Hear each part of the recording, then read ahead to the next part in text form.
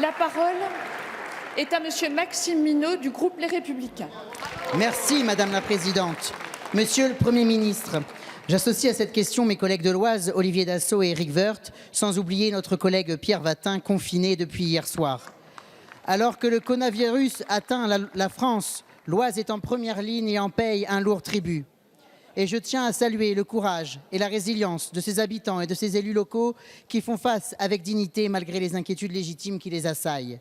J'ai également une pensée pour les victimes et tous les personnels de santé confinés ou travaillant dans les hôpitaux qui luttent pied à pied contre cette maladie qui accompagne nos malades. Enfin, je remercie les services de l'État qui, dans le contexte extrêmement difficile que nous connaissons, accomplissent leur mission avec dévouement et abnégation.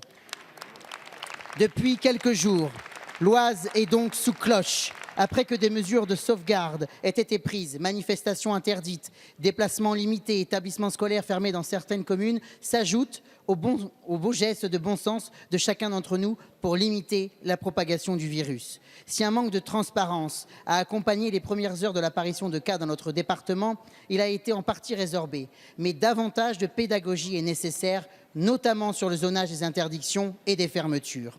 En outre, des interrogations demeurent, notamment sur la recherche du patient zéro et la prise en charge des militaires de la base de Creil à leur retour de Chine. J'appelle donc à ce que toute la lumière soit faite et que des réponses soient apportées sans délai. Monsieur le Premier ministre, que dites-vous aux habitants de l'Oise et comment pouvez-vous les rassurer sur l'action de l'État pour éviter la psychose? Alors qu'il fait peu de doute que la phase 3 sera déclenchée dans les prochaines heures ou prochains jours, comment comptez-vous associer l'ensemble des personnels soignants du département, y compris les médecins de ville et les infirmiers libéraux, dans la gestion de l'épidémie? Je vous remercie. Merci, Monsieur le député. La parole est à Monsieur Olivier Véran, ministre des Solidarités et de la Santé.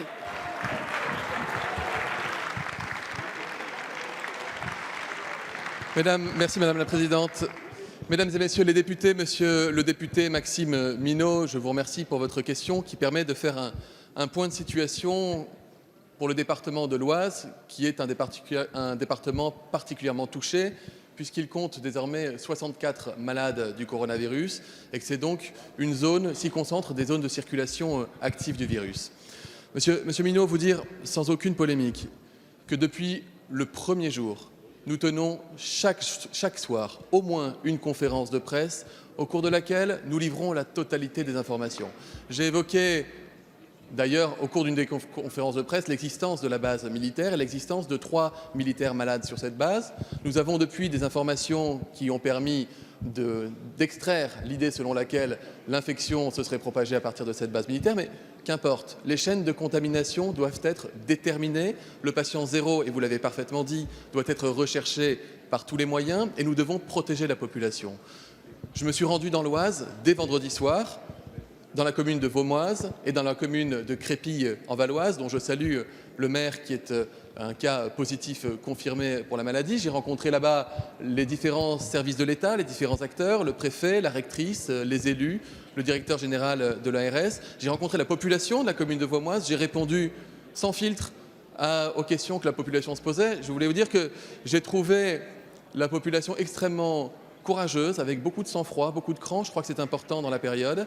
Je me suis entretenu avec le maire de Creil avant-hier suite à la prise d'un certain nombre de mesures, de confinement, de fermeture d'écoles. Lui-même m'a fait part de sa satisfaction de voir que les services de l'État étaient pleinement opérationnels sur l'ensemble du territoire du département de l'Oise. Soyez assuré, monsieur le député, qu'en la matière, nous faisons absolument le maximum depuis le premier jour pour protéger les populations. Je vous remercie. Merci, monsieur le ministre. Monsieur le député. Monsieur le ministre, je vous remercie de ces éléments. Effectivement, je suis d'accord avec vous, le coronavirus n'est ni de droite ni de gauche. Vous pouvez compter sur nous pour être à vos côtés, pour éradiquer ce virus qui fait tant paniquer notre pays aujourd'hui. Je vous remercie. Merci, monsieur.